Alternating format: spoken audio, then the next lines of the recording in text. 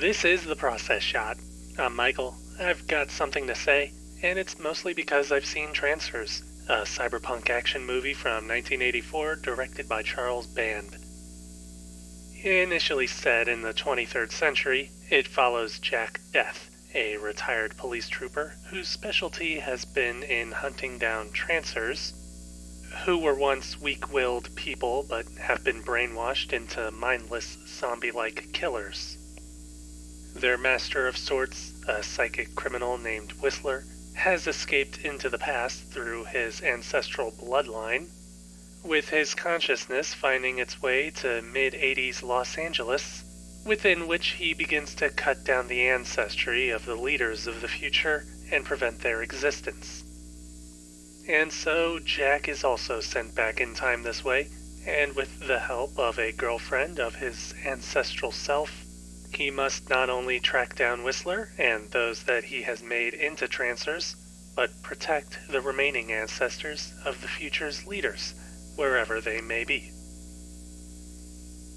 Being a bit of a low-budget feature, it should come as no surprise that the film spends most of its time in the mid-80s, rather than the relatively more interesting futurescape, where Los Angeles is flooded over and coffee is a luxury, among other little details.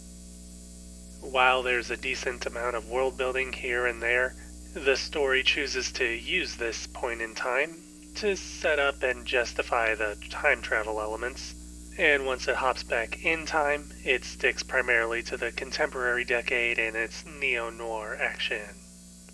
Even the titular Trancers only appear a handful of times throughout the whole film, with most of the conflict being more in gunfights and chases.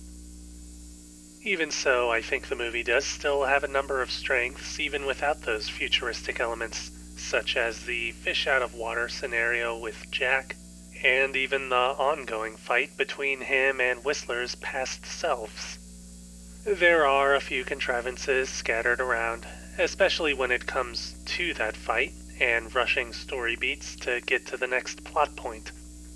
Greater character development is also a bit underwhelming, but the simpler archetypes are entertaining in their own right, and they round out the film's overall tone with a comedic touch. Again, the film does what it can with its low budget, and in the technical side of things, that means making use of stuff that already exists.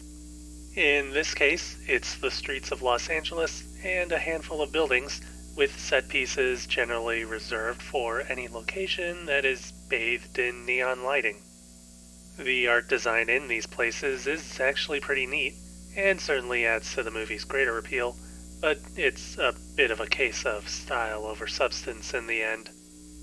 Cinematography generally doesn't do many favors either, with a rather flat look that reeks of cameras being set up wherever they could fit. The few interesting shots that do happen come from slow-motion scenes which are meant to showcase time being slowed to a crawl, but aren't nearly as effective as anything that more recent special effects could pull off. I do give them props for trying, though. Other than that, the production on display is a pretty decent example of doing the best with whatever you can, and the film pulls through rather well.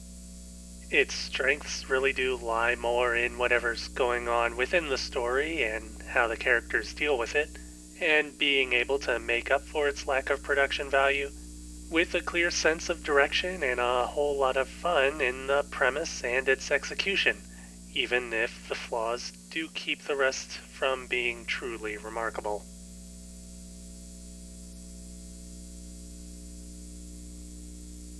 Trancers, Charles Band, 1984.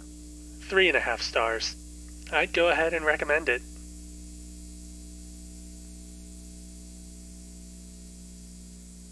That's it for this review. If you liked it, leave a like. If you have something to add, leave a comment. Subscribe to the channel for more reviews. Yeah, I wanted to talk about this one at length, so I made a full review for it. I'm still working out the kinks with shorts anyway, like audio pitch and video speed, but I'll probably release something about all that later on. Also, this is like the third sci-fi movie I've had this week. What's up with that?